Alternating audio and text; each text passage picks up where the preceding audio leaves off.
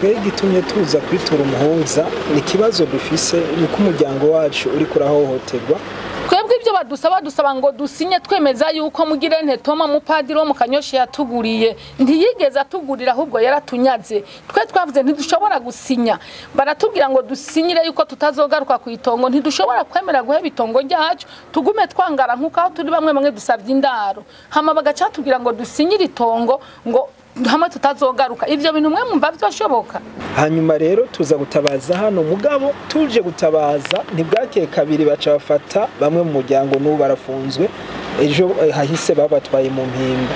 Ndetse kanatsinda hari n'umuntu yahasize ubuzima, ariko buramatare wacu nta nico yigeze abivuga ko ahubwo umenga byabaye akamizwe n'ingoma. Ku munsi wejo hari imva ya sogokuru wacu bamuhamvye, batanguye kuhimba bariko barahubaka. Abantu baza kubaka ijoro n'umurango kandi bashigikiwe n'igipolisi, kandi impusha zibaha kubaka nizivuga yuko ngo bahawe uruhusha rwo kubaka muri Ngagara. Itongo ryacu natwe riri muri zone Rukaramu komine Mutimbutse. Kintu tuje gusaba umuhuza ubwa mbere nuko abafunzwe mu muryango barekugwa.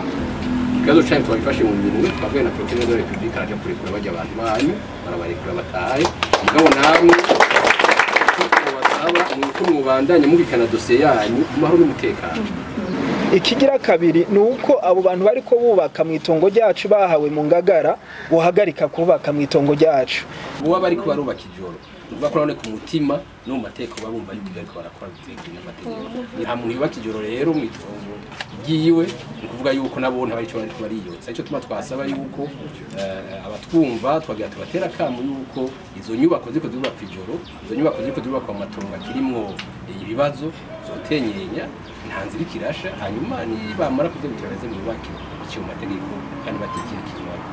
Ikigira gatatu nuko umuhuza wacu w'abarundi yoraba ingene tworenganurwa twebwe bene itongo hanyuma tukarisubizwa.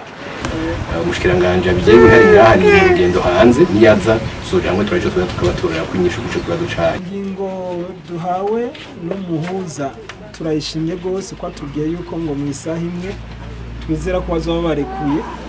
Hanyuma ikigira kabiri aciye twemerera yuko baca baraba ingene bahagarika ibikorwa abariko barubaka ku itongo, kuko uravye mu bisanzwe umuntu ngo yahawe amategeko ntashobora kubaka ijoro n'umurango acungerewe n'igipolisi.